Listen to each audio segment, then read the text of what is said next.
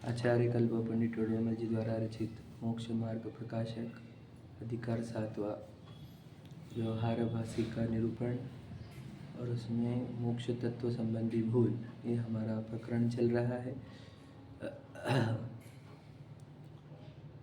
यदि हमें अभी भी सम्यक दर्शन नहीं हो रहा, इसका अर्थ ये है कि हमने जिनेंद्र भगवान के वचनों को सही तरीके से ग्रहण नहीं किया है। हमने गलती कहाँ की है, अगर ये पढ़ना समझना है तो उसी 7 तत्व संबंधी जो भूल बताई है व्यवहाराभासी की, उतनी अगर हमने गहराई से पढ़ ली तो हमारा मिथ्या तो दूर होकर सम्यक तो हो जाएगा। 7 तत्वों का अच्छे से अभ्यास, मतलब यही जो 7वें अध्याय का व्यवहाराभासी का 7 तत्व संबंधी अन्यथा स्वरूप जो है ना, इसका ये प्रकरण अच्छे से पढ़ लिए तो हमको पता चल जाएगा कि हम मिथ्या दृष्टि क्यों है अभी भी। समझ रहे कि जिनेंद्र भगवान के वचनों के मिलने के बाद मिथ्या दृष्टि रहना स्वयं में एक अचंबा है। वैसे तो जहाँ जिनेंद्र भगवान के शासन मिले और जिनेंद्र भगवान की प्रतिमा दिखे, तभी हमें समझ में आना चाहिए था कि हमारा धर्म हमारे अंदर है, हमारा सुख शांति हमारे अंदर है। वो तो प्रतिमा ही दर्शा रही है। अगर प्रतिमा से नहीं समझ सके तो क्या करना था? तो जिनेंद्र भगवान की वाणी सुननी थी, उससे समझना था। जिनेंद्र भगवान की वाणी भी पढ़ी फिर भी समझ नहीं रहा तो फिर अब क्या करें बताओ? तो मोक्ष मार्ग प्रकाशक पढ़, 7वां अधिकार पढ़, व्यवहार भाषी की भूल पकड़, है कि नहीं? तो आप बोलेंगे कि व्यवहार भाषी वाली का ही क्यों? क्योंकि हम वो लोग हैं ना, जो हम जिन मंदिर आते हैं, अभक्ष का यथा योग्य पालन करते हैं कि नहीं खाना चाहिए, हम स्वाध्याय करते हैं, है ना, हम शिविरों में जाते हैं, हम क्लास करते हैं, पढ़ाई करते हैं जिन वाणी की, बच्चों को भी संस्कार दे रहे हैं, सब कर रहे हैं। कहाँ गलती रह जाए तो ये व्यवहार भाषी वाला प्रकरण ही जो है वहाँ पर हमारा मिस्टेक है ना, वो समझना होगा बस। जब आगे बढ़ते हैं हम मोक्ष तत्व संबंधी भूल, तो कहते हैं कि मोक्ष को देखा देखी ही भला कहता है, मोक्ष को सुखरूप अवस्था मानता नहीं। मोक्ष इज इक्वल टू क्या? देखो, मोक्ष वर्ड है मुक्त होने का, बराबर है, और मुक्ति ही चाहिए हमारे को। तो क्यों मुक्ति चाहिए? हम पूछते हैं मुक्ति क्यों? तो तुझे ऐसे लगा है कि ये जगह में मैं बंधा हूँ, ये लोगों में बंधा हूँ, उससे मुझे मुक्त होना है ना? वैसा नहीं है। कोई जगह और कोई लोगों से बंधन नहीं है हमारे को मुक्त होना है इच्छाओं से। समझ रहे ना? इच्छा में दुख है और इच्छाओं से मुक्ति ही मोक्ष है। समझे ना? मतलब मोक्ष इसी जगह पर प्रकट होगा, इसी समय प्रकट होगा यदि हमने इच्छाओं का नाश किया। अब बोलेगे नहीं नहीं, वो द्रव्य मोक्ष है, हम भाव मोक्ष की बात कर रहे हैं, ठीक है? तो हम कहना चाह रहे हैं कि यहाँ ही हम अगर इच्छाओं का अभाव करें तो मोक्ष हो जाएगा। तो इसको ये तो पता नहीं है कि यहाँ पर देखो मुझे दुख, मतलब उसके ज्ञान की अंडरस्टैंडिंग मैच्योरिटी कम है, कि इसको अभी तक एनालिसिस नहीं हुआ कि हम प्रत्येक क्षण एक इच्छा से मरते हैं, है ना? ये जो अमीर लोग दिख रहे हैं या इंद्र वगैरह, स्वधर्म इंद्र, देवगण, ये जो देव, स्वर्ग के देव, ये सुखी है ऐसा हमारे को दिखता है, तो हमारा ज्ञान बहुत इमैच्योर्ड है। समझ रहे कि नहीं? ज्ञान हमारा परिपक्व नहीं है कि वो जो इतने भाग रहे हैं वे बिना वजह भाग रहे नहीं है, इच्छा भगा रही है उनको। वो विषयों में दौड़ रहे हैं, इसका अर्थ उनको इच्छाएं भगा रही है। ये जो अमीर है, जो संग्रह कर रहे हैं, बढ़ाते जा रहे हैं, फिर घूमने फिरने को जाते, खाने पीने को, फिर वो फोटोग्राफी वगैरह, समझे? तो ये भी इच्छा से मारे है, ये भी है कि नहीं? तो इच्छा के मारे जीव जो है वे सुखी नहीं हो सकते, ये हमारे को पता होना चाहिए था कि जिनके अंदर इच्छा जीवित है वे सुखी नहीं हो सकते। ये ज्ञान ने हमारे एक्सेप्ट कर लिया अगर होता, तो हम इन संसारी जीवों को देखकर फैसिनेटेड नहीं होते कि देखो इनके पास कितना है, ये कितने घूम रहे, ये कितना खा रहे पी रहे, कितनी प्रॉपर्टी है, कितनी ऐश है, फॉरेन टूर है, हर मंथ को टूर है। तो यही समझे ना? तो ये लौकिक लोगों का, और वो स्वर्ग के देव का, वहाँ पे तो इतने सुंदर शरीर है, बीमारी नहीं है ना, इतना वैभव है, विमान है, अप्सराएं है, ये है वो है। तो फिर तो समझा नहीं कि सब इच्छा के मारे हैं ये लोग, और इच्छा वाला जीव सो भी सुखी नहीं हो सकता, है कि नहीं? तो फिर तुझे ये समझना होगा फिर ये देव इंद्रगण यहाँ पर क्यों आते हैं? क्योंकि वे दुखी है, वे दुखी है, वे सुखी होने के लिए आते हैं। एक ऐसा जीव जन्म रहा है इस धरती पर, सभी को सुखी होने का मार्ग दर्शाने वाला है, उसके लिए ऐसे आयोजन, अरे बाप रे, देखो समझिए, ऐसा अद्भुत आयोजन जो कोई कोई नहीं सकता देवों के सिवा। ऐसा अद्भुत आयोजन, ऐसी सभा, समझ रही हो, सभा की चर्चा करें तो कितनी बड़ी चर्चा है ना, वो समूह शरण को।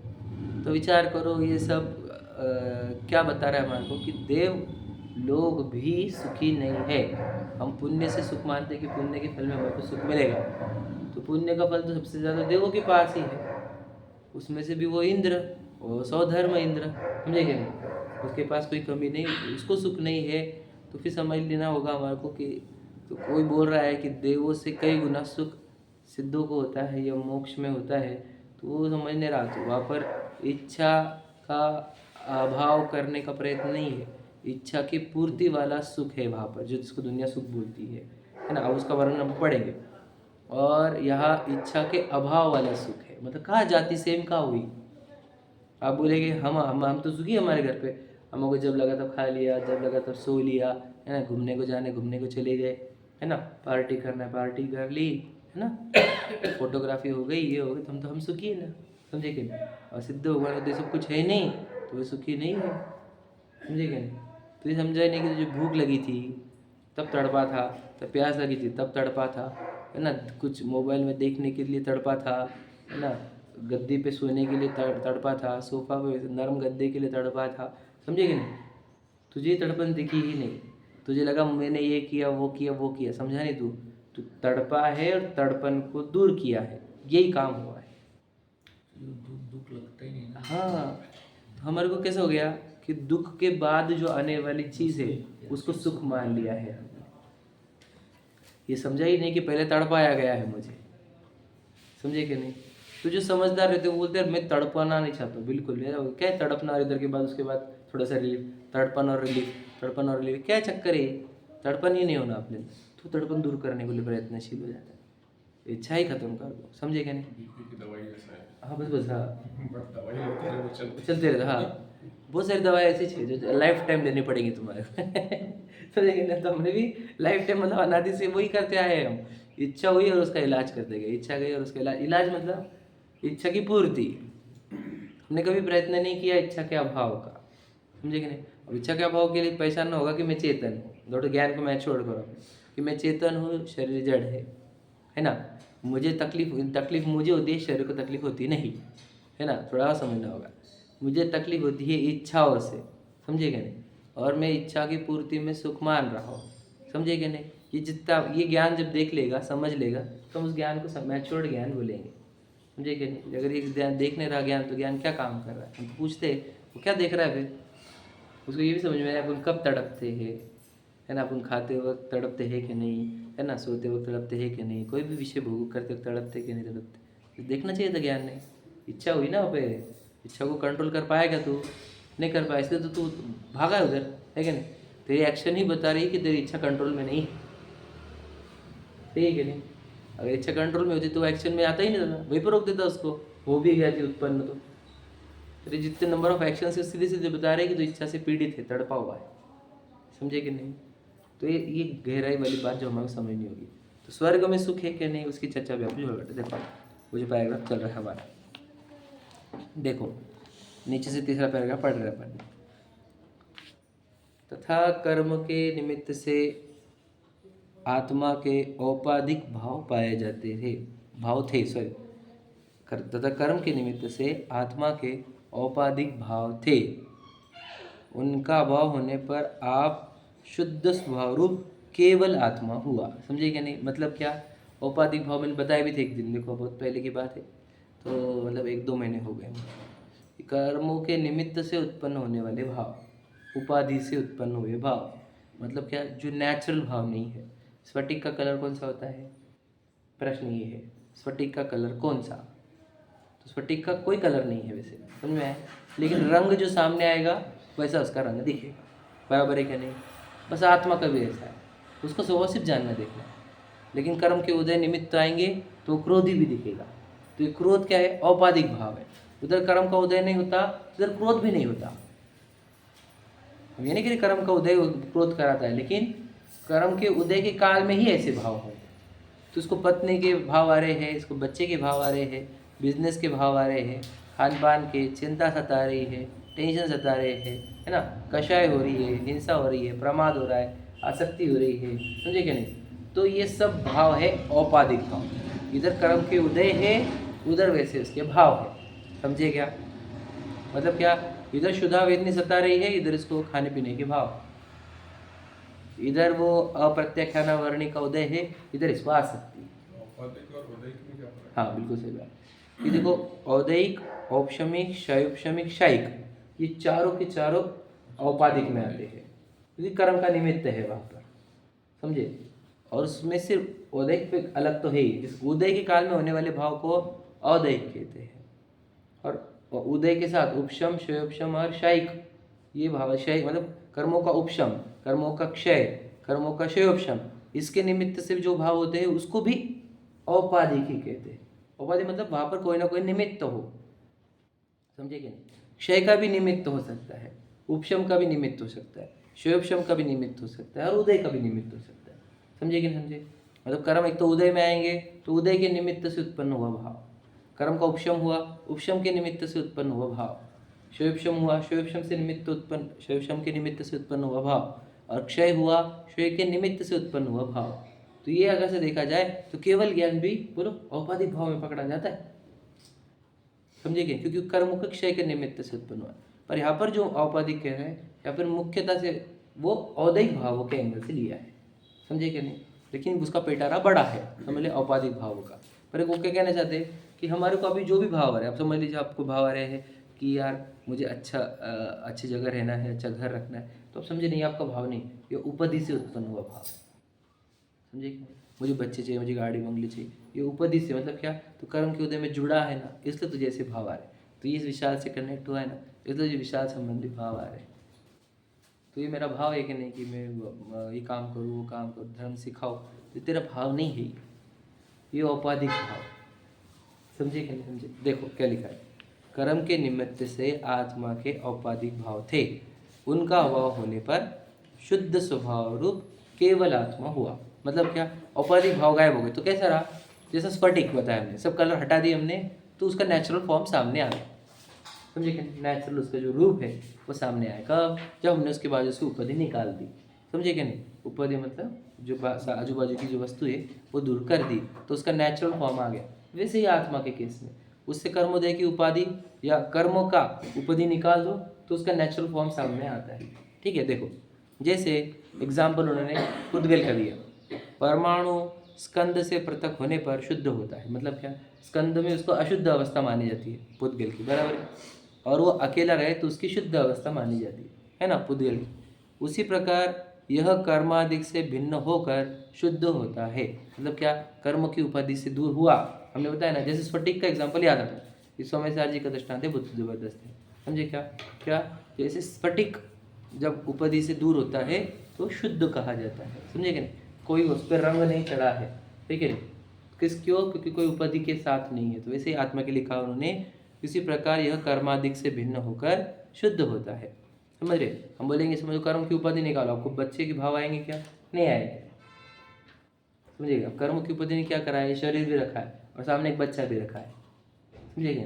अब इसको कनेक्ट हो जाता हो कि मैं विशाल हूँ तो भी वो बच्चा मेरा है, मुझे बच्चे को सिक्योर करना है, सिक्योर उसका करियर करना है, समझ में। अब कैसे भाव आने लग गए, अभी क्या हो गया, उपाधि आ गई सामने, इसलिए ही इस स्फटिक के अंदर है जो आत्मा, जो चेतन है, उसके अंदर से परिणाम उत्पन्न हो रहे हैं उपाधि के काल में, समझे क्या। थोड़ा समझने की कोशिश करना, गहरा है लेकिन इंपॉर्टेंट है। अब बोलेंगे फिर तुम्हें कुछ करें ना, कर्म ही करा, वो भी नहीं है, तू कनेक्ट हो रहा है, ये बात है। तो इस देह से कनेक्ट होता है तो वैसे भाव उत्पन्न होते हैं, समझेगा नहीं। और इन भावों से भी कनेक्ट हो जाता है कि ये मेरा भाव है, इससे दूर रहा कर, समझेगा नहीं, देह से भी और भावों से भी समझाएंगे। रंग राग से भिन्न, ठीक है, रंग से भी और राग से भी भिन्न देखना पड़ेगा। देखो क्या कह रहे हैं, विशेष इतना है कि वह दोनों अवस्था में, देखो, दुखी सुखी नहीं है, कौन, परंतु आत्मा, कौन, पुद्गल, वो स्कंद में रहे तो वो दुखी नहीं है, क्योंकि वो अशुद्ध अवस्था में है, पुद्गल, बराबर है। वो स्कंद में है तो वो दुखी नहीं है, और अलग हुआ तो वो सुखी नहीं होता, कौन, पुद्गल। मतलब वो विभाव रूप परिणमन करे तो दुखी नहीं होता, और स्वभाव रूप परिणमन करे तो सुखी नहीं होता, पुद्गल। लेकिन क्योंकि उसके अंदर सुख नाम का गुण ही नहीं है, तो उसके अंदर वो परिणमन होगा नहीं। मतलब बोलना क्या है, उसके विभाव परिणमन से उसको कोई इम्पैक्ट नहीं पड़ता, बराबर है क्या नहीं, समझ। उसका वो जो काम चल रहा है वो चल ही रहा है ना। हमारे केस में कैसे, परंतु आत्मा अशुद्ध अवस्था में दुखी था। बताओ अभी हम दुखी है कि नहीं है? हम थोड़ी दुखी है वो गरीब लोग दुखी है, हम तो अमीर है, हम तो सुखी है। तो ब्रह्म में है, समझे क्या नहीं?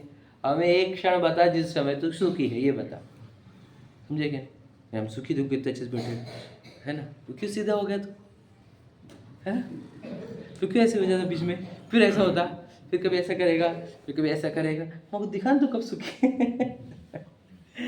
हाँ, यहाँ से गए तो पहले टेलीविजन देखेंगे, फिर मोबाइल देखेंगे, तो बच्चे को पूछेगा, फिर ये बनाओ, फिर ये खाएगा, फिर ये नहीं बनाओ, ये बनाओ, वो वाला वो नहीं, फिर ये बनाओ, फिर ये हुआ क्या, फिर अब ये वाला काम करना है। तो हम बता ना सुखी कब है तू? सुखी नहीं क्या हम? हमारा मन का कर, तू मन का कर ही नहीं रहा, समझे कि नहीं? समझ रहे? कहना है कि सुखी कब है तो बता, ये समझना होगा हमारे को। तो अशुद्ध अवस्था में आत्मा सुखी दुखी था, क्यों? तो निरंतर विकल्प है, निरंतर इच्छाएं है। तू बता एक समय तो भी तू विकल्प से रहित हुआ क्या? नहीं हुआ ना। इसका अर्थ ये है क्या कि दुखी है, सुखी किंचित भी नहीं है, समझे क्या नहीं? अगर तू, मैं बता कि अगर मैं दुखी नहीं हूँ, मान के चलो एग्जाम्पल, समझ एग्जाम्पल, मैं अभी दुखी नहीं हूँ इसके, हाँ, तो मेरा ये कैसा दिखना चाहिए? फिजिकल एक्सपोजर इधर हमारा बॉडी का, वो एक्शंस कैसे रहेंगे हमारे? दुखी नहीं है तो मतलब हमने यहाँ से कहाँ जाऊँगा मैं? कहाँ जाऊँगा यहाँ से? नहीं मतलब समझ, लौकिक पूछ रहा हूँ मैं, एग्जाम्पल समझ लो। मैं सुखी हूँ तो मैं यहाँ से उठ के जाऊँगा क्या? समझे क्या? तो मैं वहाँ पे जाके कुछ करूँगा क्या गया तो? समझे क्या कह रहा हूँ? मैं यहाँ से जाने की भावना ही नहीं होगी, क्यों? मैं यहाँ पे सुखी हूँ ना, तो जाने की भावना क्या क्रिएट हो गया हमारे अंदर, समझे क्या? फिर समझो घर पे गए हम, तो वहाँ पर भी कुछ करने की भावना नहीं होगी। तो ये जितनी भावना हमारे को होती जा रही है, ये भी करना है, वो भी करना है, वो भी करना है, ये दुख को सूचित करता है हमारे, समझे क्या? सुख को सूचित नहीं करता, हम भाग रहे तो, समझे क्या नहीं? ये भागना ही बता रहा है अंदर कुछ ना कुछ लगाया तूने, ठीक है? अरे ये करना है, वो करना है, वो करना है, ऐसे थोड़ी थोड़ी ये वो तड़पता है, तू तड़पता है, समझे क्या नहीं? सुखी होने का लक्षण ऐसा नहीं था। सुखी जीव कैसा दिखता है बताओ? शांत, एक जगह बैठा हुआ, समझे क्या? देखने की भी भावना नहीं किसी, ऐसे वो तो भगवान जी की मुद्रा ही दिखेगी, और तो कोई दिखे नहीं वाला नहीं, सब तड़प रहे हैं, समझे क्या? खुली आके बताती तो तड़प रहा है देखने के लिए, यानी हम किसी को देखते नहीं, कुछ किसी चलो व्यक्ति को नहीं देखता, कहीं ना कहीं देख रहा है ना, हाँ क्यों देख रहा है? समझे क्या नहीं? तुझे अगर तड़पन नहीं होती देखता क्यों था? समझे क्या नहीं? नहीं ऐसे कैसे क्या नेचुरली आगे खुली रहना आगे खुली रहना नेचुरल नहीं है, समझे क्या नहीं? तो राग को नेचुरल कर दिया है, देखने के राग को, तो तुझे लग रहा है कि आंखें खुली रहना नेचुरल है, क्या समझे? देखने के राग को नेचुरल किया है हमने, देखने का राग भी तड़पन है, इच्छा है, ये समझना होगा, समझे कि नहीं समझे? तब समझ में आएगा कि ये देखना ही बता रहा है कि हम सुखी नहीं है, समझे क्या? थोड़ा सा समझ रहे? देखो, तो परंतु आत्मा अशुद्ध अवस्था में दुखी था, ये समझ में आ रहा है? हम एक समय या एक जगह पे कुछ देर के लिए बिना कुछ किए बैठ नहीं पाते, ये बता ही रहा है कि हम सुखी नहीं है, दुखी है क्या नहीं? ठीक है, बताओ। अब उसका अभाव होने से निराकुल लक्षण अनंत सुख की प्राप्ति हुई, ये समझना होगा। मतलब क्या कि भगवान जी एक जगह बैठे, कहीं जाते नहीं, और जो उनको खाना पीना है कि सिद्ध चला पर खाना पीना नहीं, गाड़ी बंगले नहीं, गार्डन नहीं, फॉरेन टूर नहीं, फिर सुखी कैसे? ये अभी जो बात बताई वो समझो, क्या कि वो एक ही जगह क्यों रहते हैं? ये सुखी होने का लक्षण है, एक ही जगह होना। तो बोलते कितना बोरिंग है, हम बोलते तू कितना बोरिंग है, समझ में क्या? सिर्फ ये हुआ नहीं कि वो नहीं हुआ कि वो नहीं हुआ कि वो, कितना बोरिंग है तू, समझे क्या नहीं? बस इच्छा उत्पन्न होती रहती है, उसके पीछे पीछे भागते रहता है, समझे क्या नहीं? एक समय के लिए देखो आराम नहीं मिल रहा तो कोई नहीं समझ में आ रहा, थक जाता है इतना, है ना, इतनी नींद लेनी पड़ रही थी को, तो थक कैसे रहा है बता? इतना थक, मनोराज को नींद क्यों नहीं आती? थकते नहीं ना, समझे कि नहीं समझे? फिर थकते नहीं थे, नींद नहीं आती। हम तो बताओ, आजकल तो हमारे फिजिक्स वैसे भी कम हो गए, वो बाया काम करने लगे, मशीन्स काम करने लगे, तो बीतती नींद कहाँ से आ रही है हमारे को समझे कि नहीं? हाँ, विकल्पों से थक जा रहे ना हम, समझ रहे क्या? तो उन्हें बताना है कि सिद्ध भगवान सुखी दिख रहे क्या हमारे को, वो दिखेंगे तब जब तुमको ये समझ में आएगा कि मैं दुखी हूँ। नहीं तो आपको भगवान जी सुखी दिखेंगे नहीं। बोलेंगे वो उनको काहे का सुख है, हमारे को सुख है, हमारे को पत्नी है, बच्चे है, गाड़ी बंगले है, प्रॉपर्टी है, घूमना फिरना है, जहाँ जाना है जाओ, बाया है, समझेगे नहीं, सब कामों के लिए। तो समझा ही नहीं, समझेगे नहीं। तुझे यही समझ में नहीं आया कि तू दुख में है, तू तेरे दुख की लिस्ट गिना रहा है हमारे को। तो पत्नी है तो दुख है क्या? हाँ, तुझे दुख था तभी तूने पत्नी ने विवाह किया है, दुख नहीं होता थोड़ी करता। बच्चे, दुख था इसलिए बच्चे आए हैं, समझे कि नहीं? क्या वैसी बातें कर रहे, सही है क्या नहीं? ये बात समझना आप। गाड़ी क्यों आई? दुख था इसलिए गाड़ी आई, दुख था इसलिए घर आया, दुख था इसलिए प्रॉपर्टी बढ़ा रहा है, दुख था इसलिए डायमंड ज्वेलरी चाहिए। सही, सुखी होने का लक्ष्य नहीं गए, समझ रहे ना आप? तो इसे जब ये समझ लोगे तब समझ में आएगा कि सिद्ध भगवान सुखी है, हम सुखी नहीं है। मुक्त जी सुखी है, हम सुखी नहीं है। समझ रहे क्या? अगर हम इसी को ही अपने ये जो प्रॉपर्टी बढ़ाना, इसको ही अगर हम सुख मान लेंगे तो आपको सिद्ध भगवान सुखी दिखेंगे नहीं। सिर्फ नमो सिद्धार्णम बोल के कुछ फायदा नहीं होने का, समझ रहे ना भैया? जो आपको दिखेगा कि काहे का सुख है मुझे, समझेगा नहीं? ये पूरी दुनिया तड़प रही भाग गई। आप प्रवचन साहब जी ने पढ़ा था, है ना, अतीन्द्रिय सुख का अधिकार, वहाँ पे क्लियर लिखा है। ज़्यादा ये देव जो लोग हैं बोले वो तो ज़्यादा दुखी है क्योंकि ज़्यादा चीज़ें हैं उनके पास, समझेगा नहीं?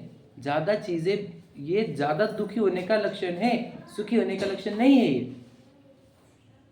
तुझे 2 गाड़ी क्यों लग रही है ये बता? 2 गाड़ी कहाँ से आई बता? पैसों से आई? पैसों से नहीं आई, इच्छा से आई है, समझे नहीं समझे?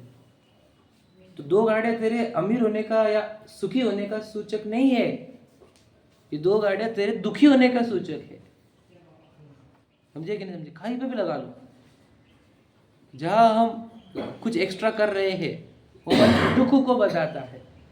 हम कह जहां हम कुछ भी कर रहे हैं, करना आ गया जहां पर, वहां दुख है ही। क्योंकि यदि तुझे ये सब सुखरूप दिखता तो तू कुछ करता ही नहीं ना, बराबर है क्या नहीं? तुझे ये एक्सेप्ट नहीं हो रहा ना ये सब, इसलिए तो कुछ ना कुछ करना चाह रहा। तो सिद्ध भगवान को कैसे, उनको कुछ करने को नहीं दिख रहा ना, इसलिए वे सुखी है। तो कर्तृत्व और सुख एक साथ नहीं रह सकते, याद रखना, समझे कि नहीं? जहाँ कर्तृत्व का अभाव होगा, ज्ञातृत्व का प्रकाशन होगा, वहाँ ही सुख है। करना तो बता ही रहा है, क्या दुख चल रहा है, इसलिए तो लगा हुआ है। बताओ, जीवन कम पड़ जाता है, काम कम नहीं होता, बराबर है कि नहीं? गोदाजी लाइन बोलते थे ना कि जिंदगी, क्या बोलते थे वो, कि मरने के बाद सब पूरे हो जाएंगे, कुछ लाइन थी ना उनकी ऐसी, बोलते याद है क्या?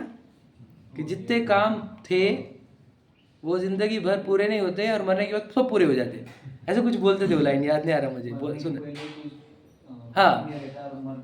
हाँ करेक्ट करेक्ट, हाँ, मरने के पहले कुछ पूरा नहीं होता और मरने के बाद सब पूरे हो जाते हैं। हाँ, कुछ बाकी नहीं रहता, हाँ ऐसा कुछ है। तो कहना यही है मुझे भी, क्या कि जिंदगी भर काम सर रहे क्या हमारे।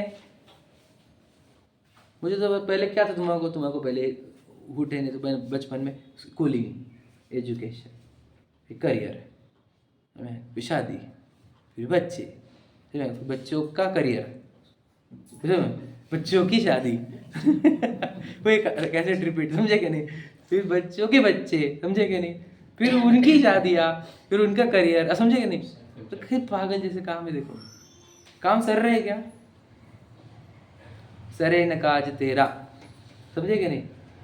काम सर ही नहीं रहे। और ये बता ही रहा है कि तू दुख, अगर तू सुखी हो जाता, समझ लीजिए तेरी शादी के बाद, फिर तो बच्चे की आवश्यकता नहीं पड़ती, समझे कि नहीं? बच्चे हो गए, फिर उनके करियर के पीछे भाग रहा है तो तू वापस दुखी है, फिर उनकी शादी के चक्कर में फिर दुखी है, फिर उनके बच्चों के लिए फिर दुखी है। ये तो बता ही रहा है यहाँ पे सुख नहीं है, समझे क्या नहीं? अब समझ, ये बात मैं क्यों इस पे ज़्यादा टाइम लगा रहा हूँ, मुझे इसी बताना है कि अगर हम इस बात को समझ लेंगे कि हम दुखी है, तभी हमको समझ में आएगा कि भगवान जी जो है वही सुखी है। तो हमको समझ में नहीं आ रहा। तो इंद्र वो जो है वो सुखी नहीं है क्या? चलो उनको तो बच्चे भी नहीं चक्कर है ना, बच्चे, करियर, पोते, वो चक्कर नहीं ना इंद्रों को है क्या? क्या बच्चे होते हैं उनको इंद्रों को? नहीं होते ना, पता है ना पक्का होते क्या नहीं होते ना, मतलब बच्चे वो तो बच्चे वाला चक्कर ही नहीं है, तो बच्चों के करियर का भी चक्कर नहीं, पोतों का भी चक्कर नहीं, समझे क्या नहीं। तो वो बताओ फिर वो तो सुखी होंगे, वो कमाने का भी काम नहीं पड़ता पता है ना आपको, और बनाने का भी नहीं काम पड़ता है, समझ में आई वैसे तो फिर वो तो सुखी होंगे, हमको तो सब चक्कर है, वो बनाओ कमाओ है कि नहीं, बच्चे पैदा करो उनको बड़े करो, समझे कि नहीं। तो हमको तो चक्कर है, उनको तो वो चक्कर भी नहीं, तो वो तो सुखी होंगे, समझे कि नहीं। तो बैठे है क्या वो इंद्र, बैठे है क्या, क्या कर रहे हैं, भोगने की इच्छा तो रहती है। भोग ही रहे, समझे कि नहीं। कब भोगना ही बता रहा है कि वे दुखी है, समझे कि नहीं। भोगते नहीं तो हम समझते सुखी है, भोग ही बता रहे हैं कि अंदर से तड़पन उत्पन्न हो रही है और वो तड़पन कंट्रोल नहीं की जा सकती, समझे कि नहीं। और अंत में छः माया वो तो एकदम वो तो लोगों को समझाने के एंगल से है, वो मोटी बुद्धि वालों के लिए। सूक्ष्म बुद्धि समझो, आखिरी के 6 महीने तड़पते नहीं वो, बोलो कौन से समय तड़पते, जहाँ से वो देव गति का प्राप्त हुई वहां से तड़पन है, और उसके पहले भी तो तड़पन ही थी। भोगों में भूल जाते होंगे ना वो ऐसे। भोगों में भूल जाते, वो भूल जाते, तुम बताओ वो तड़प रहे कि नहीं तड़प रहे। भोगों वाला खुद नहीं समझ सकता मैं तड़प रहा हूँ, उसको लगता है कि मैं तो अरे वाह एंजॉय कर रहा हूँ, मैं वही तो बता रहा हूँ ना मैं भोगों वालों को थोड़ी समझता कि मैं तड़प रहा हूँ, वो तो हम समझ सकते जिनवानी के अध्याय से, समझ रहे, इसके अभ्यास समझ सकते कि वो तड़प रहा है। हम उसको बुलाते भी तो आया कर स्वाध्याय में, तो तड़पन कम होगी थोड़ी सी, बोलते नहीं हमारे जमरा नहीं, हमारा टाइम ही नहीं, हमारे नहीं वो नहीं, तड़पना है इसको, समझे कि नहीं समझे। मेरे को बोलते तुम क्यों नहीं बोलते सबको कि तुम आया करो स्वाध्याय को, जो आ रहे ने जो गायब हो गए उनको बोला करो तुम भी कि तुम आते क्यों नहीं हम बोले हम कैसे बोले बताओ, मैं खुद से ही बोलूँ कि तुम आया करो। हम तो चाची जी जैसे है नहीं, चाची जी सबको एक एक को आग्रह करते थे, है क्या नहीं, तो बेटा आया करो सुना करो जिनवानी, वैसा नेचर तो है नहीं हमारा नेचर कि चलो नहीं आने तो नहीं आया क्या करें। तो बोलना ये है कि क्यों नहीं आ रहा है, वो तड़पने के लिए तड़प रहा है ना वो, यहाँ पर नहीं आया तो क्या करेगा, भोगों में लगेगा। तो भोग बताते किसको है, तड़पन को बता रहे हैं। वो देवगति, वही देवगति की जीव आखिरी 6 महीने तड़पता है क्या वो, नहीं, कब, जीवन भर। याद रखना, असंयमी होने से, असंयमी का अर्थ क्या बताओ, कि इच्छा को कंट्रोल नहीं किया जा सकता उससे, जो इच्छा हुई उसको वो काम करना ही पड़ता है उसको, समझे क्या ये बात, जो इच्छा हुई उसको पूरा करना ही पड़ता है। आपके पास ऑप्शन जरूर है कि आप इच्छा उत्पन्न हुई तो उसको पूरी करे कि उसको रोके, ये आपके पास बिल्कुल ऑप्शन है। मनुष्य में हो ना, ये तो आपकी सुपीरियरिटी है देवों से, बराबर है कि नहीं, कि आपके पास ऑप्शन है कि इच्छा उत्पन्न हुई तो उसको पूरा करे या नहीं करे, वो भोगों में लगे कि नहीं लगे, ये आपके पास ऑप्शन है। लेकिन उनके पास तो ऑप्शन ही नहीं है, उनको तो जो इच्छा हुई पूरी करनी पड़ती है। उनका गुणस्थान कौन सा, मैक्सिमम चौथा, और आपका 7वें तक भी जा सकता है, 5वां तो हो ही सकता है अभी भी। तो उनकी तड़पन हमारी तड़पन में अंतर रहेगा कि नहीं रहेगा, बिल्कुल रहेगा, समझे कि नहीं समझे। वो कब, जब आप इच्छाओं को नाश करने का प्रयत्न करोगे, जितनी आपकी इच्छा खत्म होगी उतना आपको आनंद मिलेगा। सोचो चक्रवर्ती हो, देव हो, वे तीर्थंकरों के सामने तो झुकते ही है, बराबर है। मुनिराज के सामने झुकते कि नहीं झुकते, ये बताओ, समझे क्या बोला मैं। तीर्थंकर के सामने झुकते हो तो अपन कल 2 दिन से बोल ही रहे हैं, मुनिराज के सामने क्यों झुकते बताओ, क्यों, उनका आधार क्या है, यही है, बताओ क्या, कि ये सुखी और हम सुखी नहीं है, हम तड़प रहे हैं, ये तड़प नहीं रहे, समझे कि नहीं समझे। तो यही तो आधार है सुखी होने का। अगर हम अपने आप को मान लिए कि खाने पीने और भोगों में हम सुखी है, तो आपको तो मुनिराज सुखी दिखने ही नहीं, दिखने कभी नहीं दिखेंगे। अब कितनी गुरु भक्ति लगा लो, आप कितने गुरु भक्त बन जाओ, समझे क्या नहीं, अब तो मुनिराज सुखी दिखेंगे ना भगवान जी सुखी दिखेंगे। कितनी पूजा भक्ति कर लो आप, कितनी आरती कर लो, जब आपको खुद में दुखी दिखूंगा तो मुझे मुनिराज और भगवान जी सुखी दिखेंगे, तब मेरे अंदर ओरिजिनल भक्ति जनरेट होगी कि भगवान कैसे आप सुखी हो गए, मैं तो देखो तड़प ही रहा हूँ यहाँ पर। तो ये ज्ञान बताएगा, आपका मैच्योरिटी वाला ज्ञान बताएगा कि देख तू पे सुखी नहीं है, तो तड़प रहा है, तुझे पहले घर की इच्छा से तड़पाया गया, बाद मुझे गाड़ी की इच्छा से तड़पाया गया, बाद मुझे बच्चों के करियर के चक्कर में तड़पाया गया, तुझे दिखने रहा तू तड़प रहा है। ज्ञान बता नहीं रहा हमारा, ज्ञान से बात किया करो। वो कब बात करेगा, तुम अकेले में लेके जाओगे तो। तुम उसको गजबज में रखोगे तो बोलता नहीं, बोलता जान देते जो करना कर। अकेले में रखेंगे तो बोलेगा क्या कर रहा तू, समझेगे नहीं। ऐसे मतलब स्वयं से बात होती कि कहाँ जा रही है अपना जीवन, समझेगे नहीं। मैं हूँ, मैं कौन हूँ, आया कहाँ से, और मेरा रूप क्या, संबंध दुखमय कौन है, स्वीकृत करूँ परिहार क्या, ये कौन कब बोलेगा, एकांत। इसका विचार विवेक पूर्वक शांत होकर कीजिए। मतलब यही बोला ना, विवेक पूर्वक शांत होकर, शांत होकर अकेले में निकालना पड़ेगा, अकेले में बैठना पड़ेगा तो होगा ये विचार, तो नहीं होगा। समझ रहे। तो ज़्यादा एक्शंस ज़्यादा दुख को बता रहा है, ज़्यादा भोग ज़्यादा दुख को बता रहा है, इंद्रिय के खुला होना दुख को बता रहा है। समझ रहे क्या नहीं। Each and every body movement and विचारों की मूवमेंट दुख को ही बताती है। देखो आश्रम में मन वच काय त्रियोगा लिखा है, तो मन योग भी आया है। तो मन में विचार उत्पन्न होना यह दुख ही है, क्योंकि ये ही आत्म को दुख कारण ताते इनको तजी, आश्रम के बारे में लिखा है। तो मन का विकल्प भी दुख का सूचक है। तुम क्रिया में दिखा रहे हो, क्रिया सी दिखा रही है तुम्हारे को, तो क्रिया ही दिख रही है कि तुम्हारी दुख वाली क्रिया है। समझे क्या कहा मैंने। मन में विकल्प उत्पन्न होगा तो दुख उत्पन्न हो जाता है। समझ रहे। तो ये समझना होगा कि हम बिल्कुल भी सुखी नहीं है। वे सुखी है जो कुछ कर नहीं रहे, कुछ भोग नहीं रहे, कुछ विचार नहीं कर रहे। समझे क्या नहीं। कहीं जा नहीं रहे, कुछ पा नहीं रहे, कुछ पाने की कोशिश नहीं कर रहे, वो सुखी है। ये आपको समझना होगा। जब समझोगे तो भगवान जी सुखी दिखेंगे, तब मुनराज सुखी दिखेंगे। पढ़ते देखो। तथा इंद्रादिक के जो सुख है वह कषाय भावों से आकुलता रूप है। Clear line. देखो कषाय भाव का अर्थ क्या क्या पकड़ना। कषाय भाव का अर्थ क्या पकड़ना, इच्छा। बस यही करेक्ट। इच्छा रूप भावों से आकुलता कहाँ से होती है, बताया था कल मैंने, इच्छा से ही होती। तो जो इंद्रादिक के जो सुख है वे कैसे है, इच्छा से आकुलता रूप होते हैं वे, बराबर है। सो वह परमार्थ से दुख ही है। समझ में है। इंद्र के सुख, अरे इंद्र के सुख है ही नहीं। इंद्रों के किंचित भी सुख नहीं है। अगर इंद्र के थोड़े सुख होता ना तो 5 परमिष्टि या हम 7 परमिष्टि कर लेते। सुखी जीवों को हम नमस्कार करते नमोकार मंत्र में। इंद्र थोड़ा सुखी होता तो हम उसको 5वें नंबर पे, 6वें नंबर, 7वें नंबर पे डाल देते। समझे कि नहीं समझे। 105 नमो यार, ये 5 वाले नमस्कार ही, समझेगा नहीं सब। हमें 5 कोई क्यों, तो 5 ही सुखी है इसीलिए। 6ठा कोई सुखी है क्या, नहीं। 9 देवता में है ना, उसमें भी ये 5 ही है और कोई नहीं है। जिन प्रतिमा, जिन वाणी, जिन धर्म और जिनालय है ना। तो ये तो सुखी के होने का काम ही नहीं इनका। तो 9 देवता में 5 बराबर है। 9 देवता बोलो, 5 परमेष्टि बोलो, 5 ही जीव सुखी है दुनिया में, और कोई 6वां जीव सुखी नहीं। याद रखना मेरी बात। इसीलिए नमोकार मंत्र में हमने 5 सुखी जीवों को नमस्कार किया है। बोलो कौन से, क्यों सुखी वो, क्योंकि उनके पास इच्छाओं का अभाव हुआ है।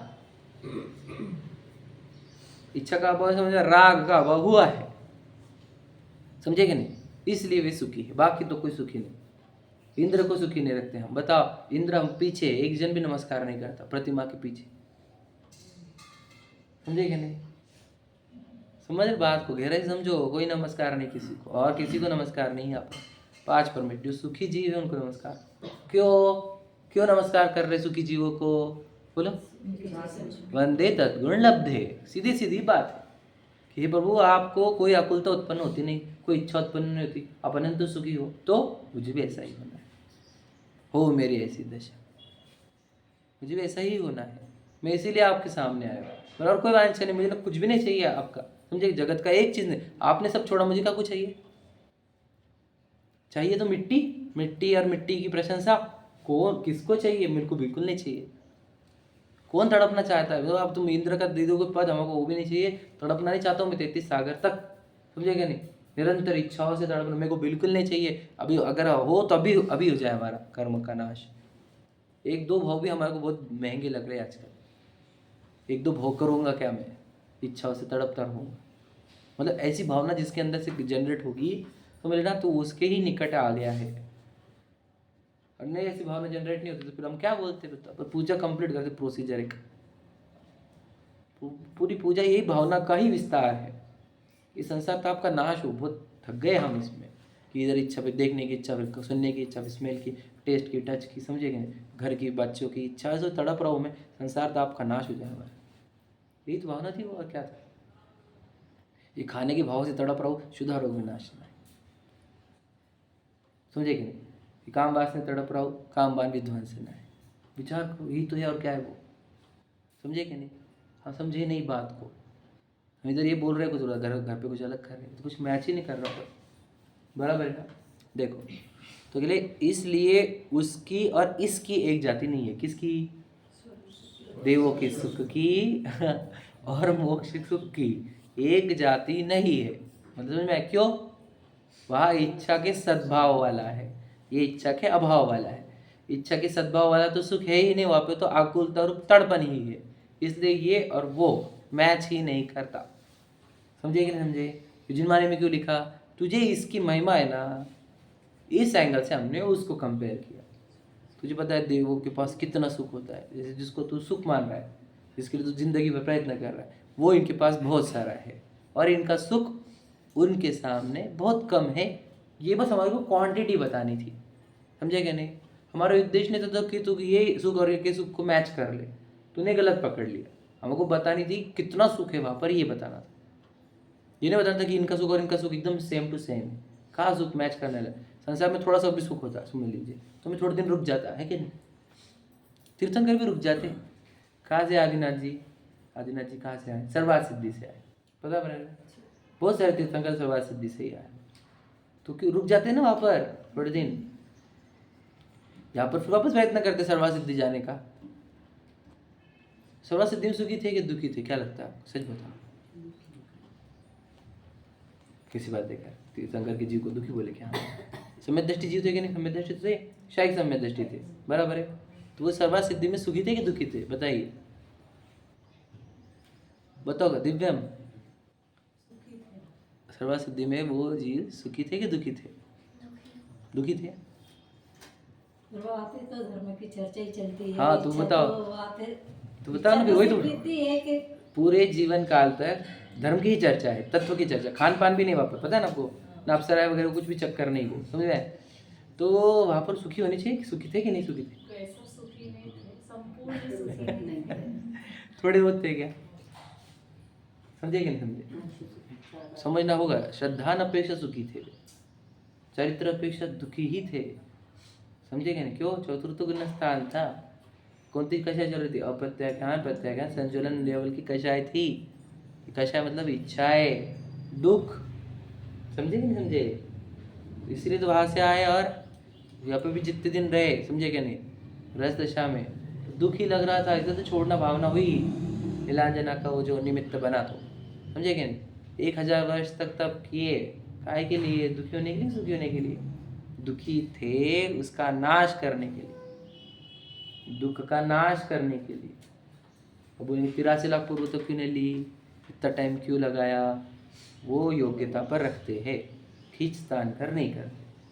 पर ये तो ये हम जानते थे, जितने दिन 83 लाख पूर्व में जब तक थे, एक दिन भी उसको ऐसे लगा नहीं कि मैं यहाँ पे सुखी हूँ। ध्यान से सुन लेना, क्योंकि सम्यक दृष्टि थे। उनको तो पता था कि सुख तो तभी होगा जब ये मेरे राग का अभाव होगा, जब मैं पूर्ण वितरागी होऊंगा तब मुझे सुख आएगा। ये उनको पता था कि नहीं पता था? पता था, तभी तो दीक्षा ली है उन्होंने, समझे कि नहीं समझे। उनका श्रद्धा तो बोल ही रहा था इसमें तो सुख नहीं अपने को, समझे ना। देखो, तथा स्वर्ग सुख का कारण प्रशस्त राग है। देखो अब कारण का, पहले सुख और दुख को बता दिया कि वो दुखी है कि सुखी है, समझ में। वो दोनों की जाति अलग अलग है। अब बता रहे वो स्वर्ग सुख जो जिसको तू बोल रहा है वो प्रशस्त राग से होता है। मतलब क्या? वो अपराध से होता है, वो समझेगा नहीं। कौन से अपराध से? द्वेषास्त्र गुरु की आराधना वाला अपराध। वे किसी बातें कर रहे थे, 28 मूलगुणों का पालन वाला अपराध, समझ में आएगा नहीं। संयम व्रत तप का अपराध करने पर वो प्रकट होता है, इसी बातें कर। हाँ समझ ले, समझ में इसी किसी बात। सही है ये जो मैं बोल रहा हूँ, सही लग रहा है आपको? क्या समझ रहे क्या बोल रहा हूँ मैं? देश शास्त्र गुरु संबंधी राग होगा, 28 मूल गुण पालन करने का राग होगा, दीक्षा धारण करी होगी, व्रत संयम तप शील संयम है ना, सब पालन कर रहे होंगे, उससे ये देवगति उत्पन्न होती है।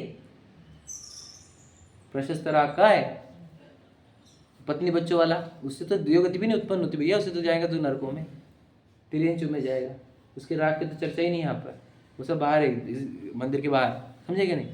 यहाँ पर हम वो कह रहे हैं कि तुझे अगर देवशास्त्र गुरु की श्रद्धा राग है, देवशास्त्र गुरु का, शास्त्र पढ़ने का, मनराजों की सानिध्य का, जिनेंद्र भगवान की आराधना का, भक्ति का, ओरिजिनल वाला बोल रहा हूँ साहब, या फिर तुझे व्रत अणुव्रत लेने का, प्रतिज्ञा लेने का, प्रतिमाएं लेने का है ना, या फिर तुझे महाव्रत लिया, तूने दीक्षा ली, संयम व्रत पालन करे, समझे क्या नहीं?